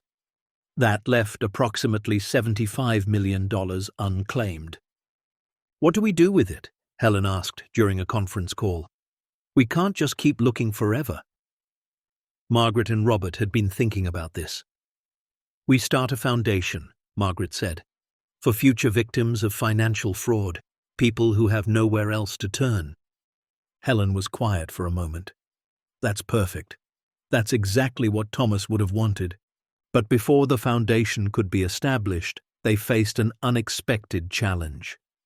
A lawyer contacted Helen claiming to represent the estate of Harrison Kelso, one of the original fraudsters. Kelso had died in 1997, but his children, now in their 60s, had seen the news coverage. They were claiming that since the money came from their father's fraud scheme, and since he was never criminally convicted, the money legally belonged to his estate, therefore to them. The audacity of it stunned everyone. Helen called Margaret and Robert immediately. "They want the money. The children of the man who stole it want it back." Margaret felt rage unlike anything she'd experienced. "Over my dead body." The legal battle lasted 4 months. Kelso's children argued that without a criminal conviction, the money was just abandoned property found on private land that had once been connected to their father's business dealings. They had lawyers, money, connections. For a while it looked like they might actually win. Margaret couldn't sleep during those months. The thought of Kelso's children, people who'd grown up wealthy on stolen money, getting even more made her physically ill. She'd lie awake thinking about Evelyn in her nursing home, about Martin Chen, whose mother died penniless, about all the victims who'd suffered while Kelso lived comfortably in the Cayman Islands. One night, Robert found her crying at the kitchen table. "What if we lose?" she whispered. "What if after everything the criminals win again?" Robert held her. "We won't lose. We can't. Because Thomas's evidence proves where that money came from, proves who it belongs to. And we have something Kelso's children don't have. We have the victims. We have their stories. And we have the truth." He was right. When the case went before a federal judge, Helen presented not just legal arguments, but victim testimony. Evelyn Fletcher was wheeled into the courtroom. She looked at Kelso's children, 2 well-dressed people in expensive suits, and said in a clear, strong voice, "Your father destroyed my life, stole my husband's pension. I worked until I was 78 years old because of him. And now you want to steal from me again? Shame on you." One by one, victims testified. George Morrison, the Rodriguez family, Martin Chen, who brought a photo of his mother in her dishwasher's uniform. The judge listened to it all. And when Kelso's lawyer argued that his clients deserved the money because their father was never convicted, the judge cut him off. "Your father evaded justice by dying before he could be prosecuted. That doesn't make the money his. It makes him a thief who got away with it. But his children don't get to inherit stolen property." The case was dismissed. Kelso's children appealed, lost again, finally gave up. Margaret wept when Helen called with the final news. "We won. The money stays with the victims." That night, the whole family celebrated at Frank's house, not because of the money, though that mattered, but because justice, real justice, had prevailed, because the criminals didn't get to win, because standing firm on principle, even when it would have been easier to compromise, had paid off. The Thomas Whitfield Justice Foundation was established that fall. The remaining $75 million became its endowment. The foundation's mission was simple: provide financial assistance and legal resources to victims of fraud who'd been failed by the system. People who'd lost everything to scams, Ponzi schemes, embezzlement. people who needed help rebuilding their lives. Margaret and Robert were named to the board. So were two of the victims they'd found, Evelyn Fletcher and George Morrison. The foundation would carry on Thomas's mission long after the original victims were gone. The media coverage continued for months. Documentaries, magazine features, speaking invitations.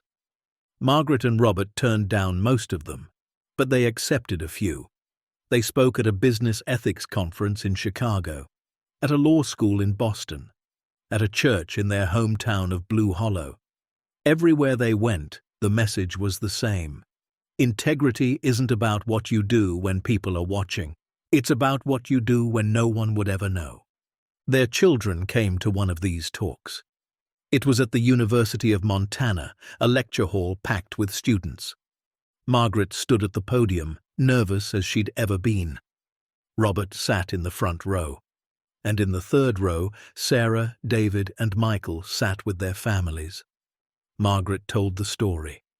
All of it. The blizzard, the cabin, the discovery, the choice they'd made. When she finished, the room erupted in applause. But Margaret was only looking at her children.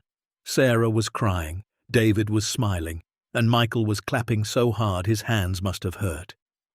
Afterward, as students crowded around asking questions, Emma, Sarah's daughter, pushed through to Margaret. "Grandma, that was amazing. You should write a book." Margaret laughed. "I'm a 72-year-old woman who can barely use a computer. I don't think I'm writing any books." Emma grinned. "Then I'll write it for you, for my college application essay, about how my grandparents taught me that being rich isn't about money." Margaret hugged her tight. "That's the best thing anyone's ever said to me." The cabin, Thomas Whitfield's cabin, became something unexpected. Margaret and Robert bought it from the estate that technically owned it. They paid $12,000, far more than it was worth, but it felt right. They spent the next several months restoring it, not modernizing it, but preserving it, keeping it exactly as Thomas would have remembered it. The photographs stayed on the mantel. The old furniture remained.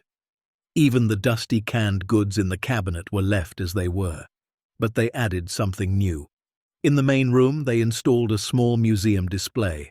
Thomas's journals, carefully preserved behind glass, newspaper clippings about the fraud, photographs of the victims, and a plaque that read, "Thomas Whitfield, 1941 to 1982. He tried to do the right thing when no one was watching. He died for his courage." This cabin holds his legacy and reminds us that integrity always matters. The ice cave below was sealed for safety, but a marker was placed at the trapdoor. Here, beneath this cabin, Thomas Whitfield hid evidence of fraud and nearly $300 million stolen from innocent people. He hoped someone honest would find it someday. In 2024, someone did. The cabin opened to visitors that next spring. It was free to enter. They only asked that people sign the guest book and leave their thoughts.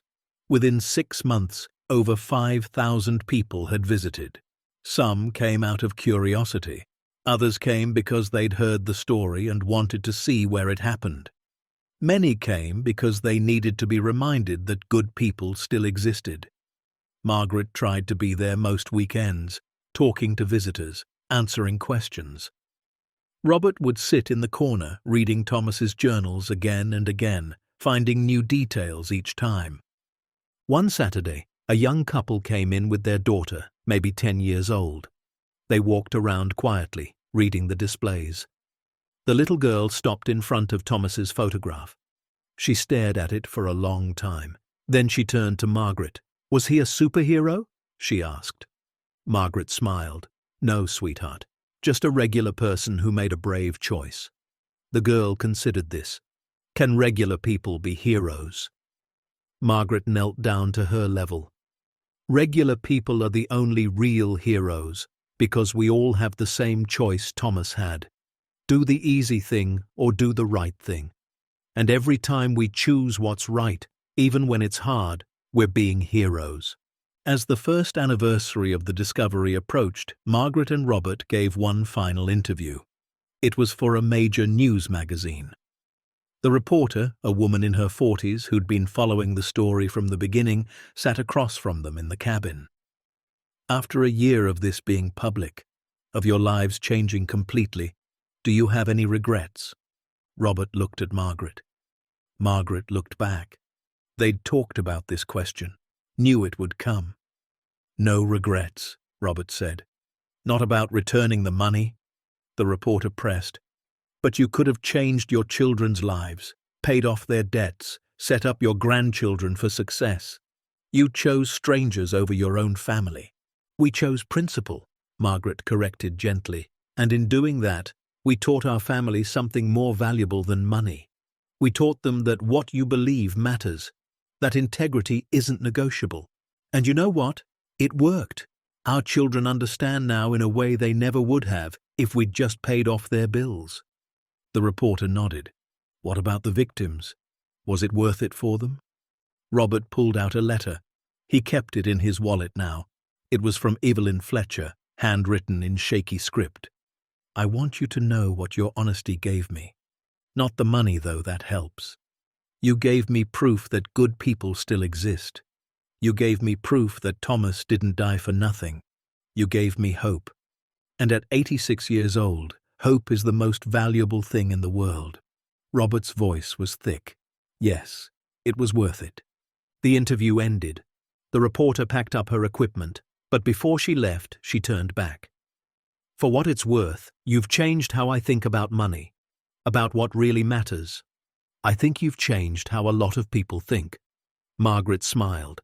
"Then Thomas's legacy is complete." That night, the entire family gathered at the cabin. All 3 children, all the grandchildren, even some cousins and extended family who'd heard the story and wanted to be part of it. They had a potluck dinner, everyone bringing something. The cabin was packed, loud with laughter and conversation. Sarah's daughter Emma stood up. She had a piece of paper in her hand. "I wrote my college essay," she announced. "Grandma, Grandpa, I want to read it to you." The room quieted. Emma began. "My grandparents are not rich. They live in a small apartment and wear second-hand clothes, but they are the wealthiest people I know, not because of what they have, but because of what they gave away." She read for 5 minutes, told the whole story, and ended with these words: "Wealth isn't measured in dollars. It's measured in the courage to do what's right when doing what's wrong would be so much easier.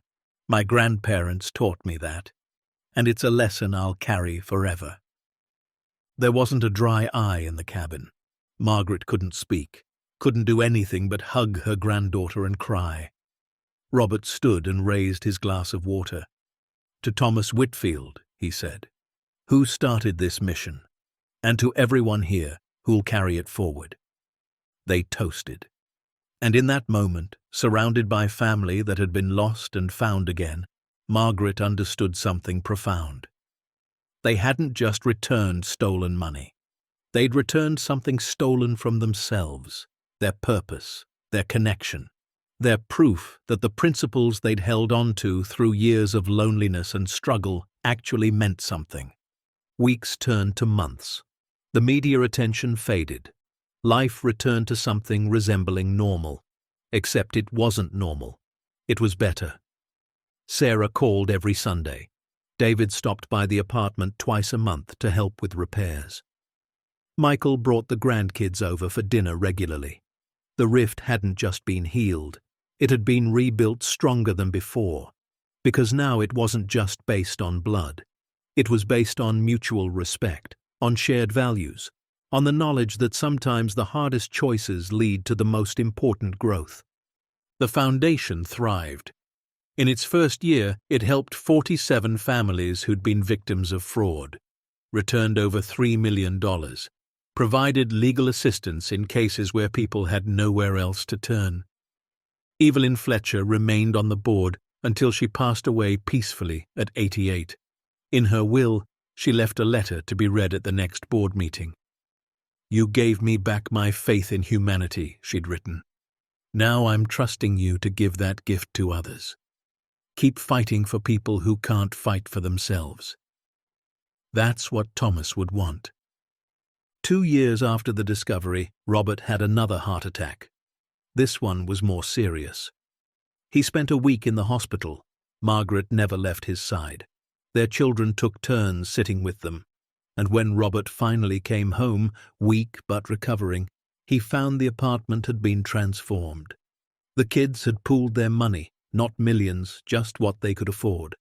They'd paid off the lease on the tiny apartment and put a down payment on a small house. Not fancy, just 2 bedrooms with a porch and a yard, but it was theirs. Sarah handed them the keys. "You spent your whole lives giving to others," she said. "Let us give something to you." Margaret cried. Again. She'd cried more in the past 2 years than in the previous 70 combined. But these were good tears, healing tears. They moved in on a Saturday. The whole family helped. Boxes and furniture and laughter filling the small house. Emma hung a picture in the living room. It was a photo from the Cabin Museum. Thomas Whitfield standing next to his family, smiling. Underneath, Emma had written, "The man who taught strangers about integrity," and the grandparents who finished what he started. Margaret stood looking at that picture for a long time. Robert came up beside her. "You think we did right by him?" she asked. Robert put his arm around her. "I think we did more than right. I think we proved that his death wasn't in vain, that one person's courage can echo through decades if someone's brave enough to listen." The years passed. Margaret and Robert grew older, their hair whiter, their steps slower, but their purpose never dimmed. They continued to volunteer at the foundation, continued to speak to schools and churches about integrity, continued to visit the cabin and talk to visitors who wanted to understand how 2 ordinary people had done something extraordinary. And they always gave the same answer. "We didn't do anything extraordinary. We just did what anyone should do. We chose what was right over what was easy." On a cool October evening, 5 years after finding the money, Margaret and Robert sat on the porch of their small house. The sun was setting, painting the sky in shades of orange and pink. Their grandchildren were playing in the yard. Sarah, David, and Michael were inside preparing dinner. The sound of their laughter drifted through the open windows. "This is it," Robert said quietly. "This is what we were supposed to find." Margaret looked at him. "The money?" He shook his head. "This, family, purpose, the knowledge that we lived according to what we believed. The money was just the test. This is the reward." Margaret leaned her head on his shoulder. "You know what I realized the other day?" she said. "What?" "When we refused to sell that land 6 years ago, when we lost our children over it, I thought we'd made the worst mistake of our lives. I thought choosing principle over family was the wrong choice." Robert nodded. "I thought that too. But we didn't choose principle over family," Margaret continued. "We chose to teach our family what principle means. And they weren't ready to learn it then.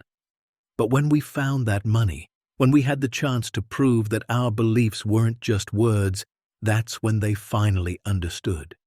That's when we got them back. Not because we compromised, but because we stayed true to who we are." Robert was quiet for a moment. "So losing them for 6 years was necessary?" "In a way, maybe yes," Margaret said. "Because when they came back understanding what we'd been trying to teach them all along. If we'd sold the land, we would have kept them, but we would have lost something more important. We would have lost our integrity, and our children would never have learned what real values look like." Robert smiled. "You're saying we had to lose everything to gain everything?" Margaret squeezed his hand. "I'm saying some lessons can only be learned the hard way, and some relationships can only be rebuilt on a foundation of truth and respect. Not obligation, not guilt, but genuine understanding of what really matters." They sat there as the sun disappeared below the horizon, 2 elderly people who'd stumbled into a storm and found more than shelter. they'd found redemption. Not just for Thomas Whitfield, but for themselves. They'd found proof that principles weren't just something to talk about, they were something to live by, even when it cost everything, especially when it cost everything. Anyone can choose integrity if they're brave enough to pay the price. Anyone can do the right thing if they're willing to sacrifice the easy thing. And anyone can change the world by refusing to compromise their values when the world offers them fortune to look away. As the stars began to appear over the Montana sky, Margaret Caldwell stood from her porch chair and walked to where her grandchildren played. She gathered them close, these young souls who would carry forward the lessons learned in a frozen cabin 5 years ago. And she told them the story one more time. Not about money, not about sacrifice, but about a man named Thomas who believed in doing right even when no one was watching. About 2 people who found his legacy and chose to honor it. About how one brave choice can ripple through generations. Because for Margaret, Robert, and every person touched by Thomas Whitfield's courage, the story was never about the $295 million. It was about something far more valuable. The unshakable knowledge that integrity, honesty, and compassion are the only currencies that truly matter. And unlike money, they're treasures no one can ever steal. The end. Up next, 2 more powerful stories are waiting for you. Click to keep discovering truth, courage, and the extraordinary power of ordinary people doing what's right. And don't forget to hit subscribe if you believe integrity is priceless and that some legacies are worth more than any fortune.